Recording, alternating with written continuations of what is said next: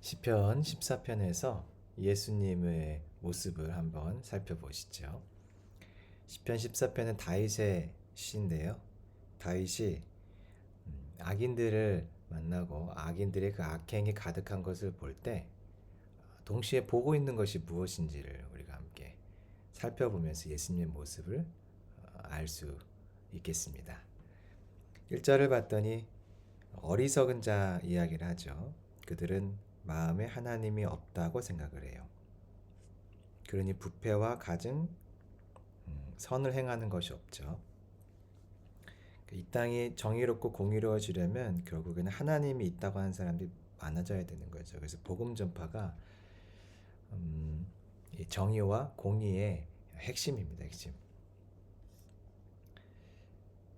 2절 여호와께서 하늘에서 인생을 굽어 살피사 지각이 있어 하나님을 찾는 자가 있는가 보려 하신즉, 하나님께서 이제 하시는 일은 굽어 살피면서 지각이 있는 자가 누군가, 지각이 있다는 것은 하나님을 찾는 자거든요.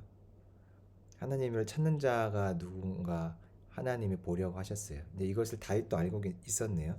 다윗은 하나님께서 사람을 찾고 계신 것을 알았고 세상의 악의 근본이 원인이 무엇인지 다 알고 있었어요. 그러니까 지금 다윗의 눈에 악한 자들의 악행이 가득한 것이 보이고 세상이 영적으로 완전히 어두워진 것이 다 보이는 상황이에요. 자, 조금만 더 보시죠.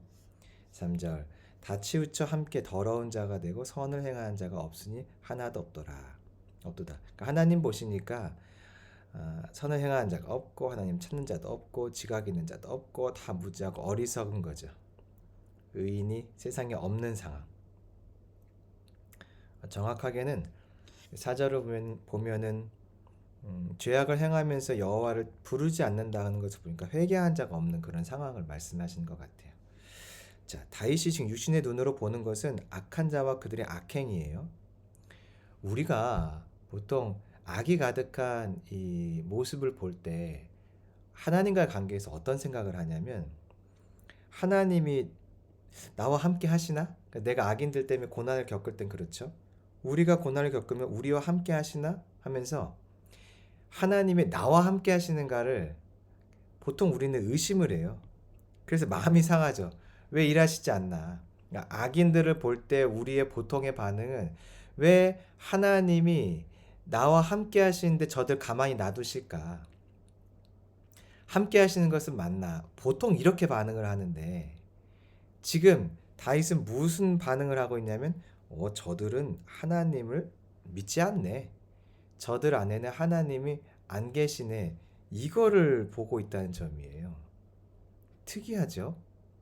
우리가 보통 악을 경험할 때 내가 경험하고 내가 반응하는 방식과 너무나 다르네요.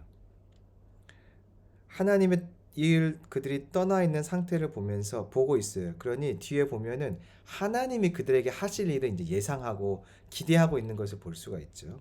자, 예수님의 모습을 좀 볼까요? 예수님은 자신을 영접하는 자들이 하나님을 영접하는 자라는 것을 보고 계셨어요. 그러니까 자, 요한복음 13장 20절에 내가 진실로 진실로 너희에게 이르노니 내가 보낸 자를 영접하는 자는 나를 영접하는 것이요 나를 영접하는 자는 나를 보내신 이를 영접하는 것이니라.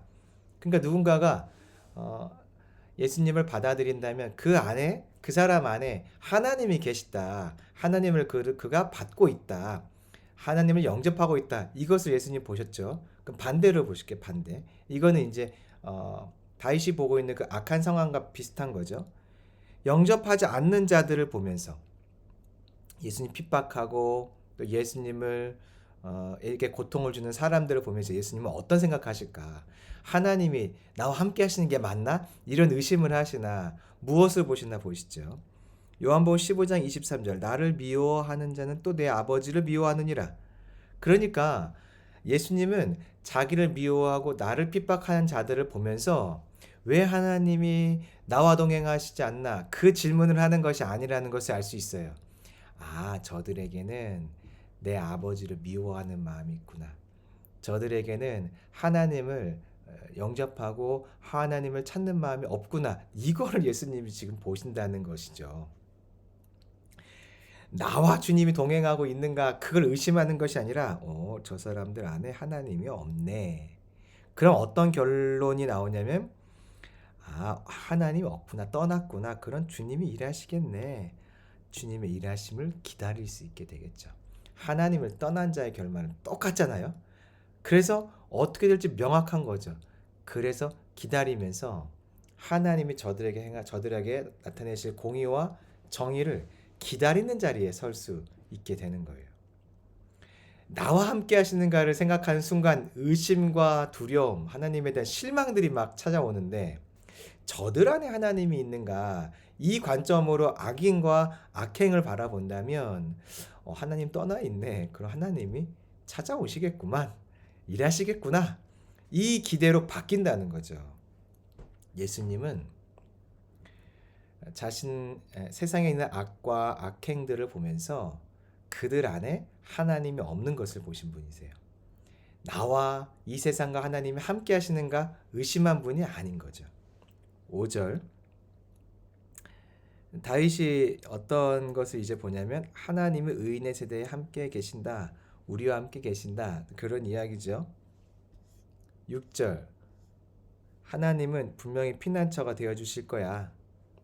7절 이스라엘의 구원이 시온에서 나오기를 원하도다. 여호와께서 그의 백성을 포로된 곳에서 돌이키실 때 야곱이 즐거워하고 이스라엘이 기뻐하리로다.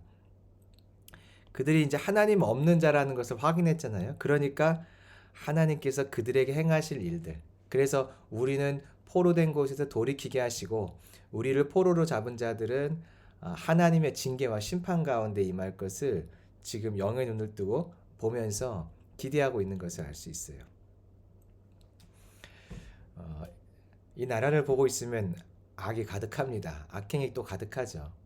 우리가 그런 것을 볼 때마다 생각하는 것이 하나님 함께 하시나, 대한민국과 함께 하시나. 우리가 자꾸 하나님이 나와 함께 하시는가에 자꾸 초점을 맞춰서 이걸 다시 질문하려고 하는데 그럼 의심이 생기죠. 주님은 이미 함께하고 계십니다. 그때 봐야 될 것이 무엇일까?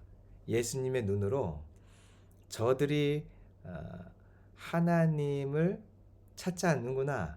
저들 안에 하나님이 없구나. 저들이 하나님을 미워하는구나. 그것을 볼 수 있는 나와 함께하고 계신 하나님에 대한 의심의 관점이 아니라 저 세상에 이 땅에 사람들에게 하나님이 있는가? 그들이 하나님을 찾고 있는가? 그것을 보면서 악행과 악인들을 바라보는 하나님의 일하심들을 기대하는 그 마음이 우리에게 회복되길 소망합니다. 그 눈이 있다면 어두움과 악함을 보면서 우리가 쉽게 좌절하지 않을 거예요. 그리고 하나님께서 행하실 일들을 기다리면서 더 확실하게 기대할 수 있게 될 줄로 믿습니다.